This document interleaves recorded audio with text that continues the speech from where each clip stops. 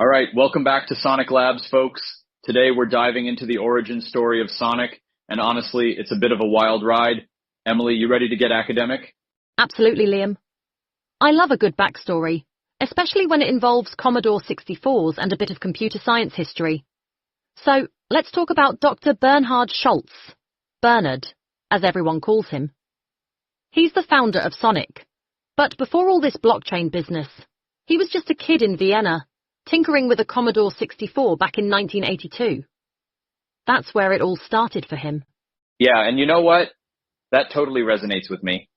I mean, I didn't have a Commodore, but I did have this clunky old Amstrad. The thing sounded like a jet engine every time you turned it on.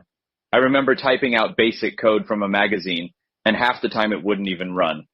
But like that curiosity, just wanting to know how things work, that's what gets you hooked, right? Exactly. And for Bernhard, that curiosity led him into academia. He studied in Vienna, became an assistant professor there, and then moved to the University of Sydney. He spent about 20 years in academia, which is pretty impressive. But what's really interesting is how his research focus, static program analysis and the halting problem, ended up being the foundation for Sonic. Yeah, the halting problem, that's the classic. Can you figure out what a program's going to do before it does it? Spoiler. You can't. Not perfectly. But Bernhard was all about finding ways to approximate what programs are up to, especially with smart contracts.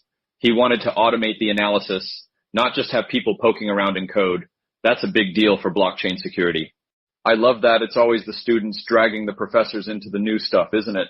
And then suddenly you've got this academic project spinning off into something massive.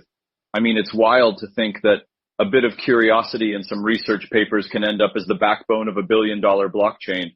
Makes me wish I'd paid more attention in uni, honestly. So, let's talk about how Bernhard actually made the leap from university research to building Sonic. It wasn't just a straight line, was it? Nah, not at all. It's kind of a zigzag, actually.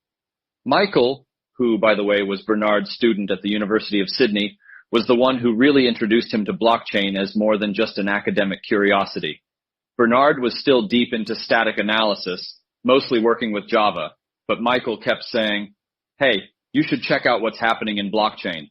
And eventually, Bernhard did. Yeah, and I reckon that's what makes Sonic so interesting. It's not just another blockchain, it's got this academic backbone, but it's also built for real-world impact, and honestly, I think that's the sweet spot. Taking the best of both worlds and smashing them together. Anyway, Emily, I could go on about this for ages, but we should probably wrap it up. Yeah, we could talk about this all day, but we'll save some for next time. Thanks for tuning in, everyone.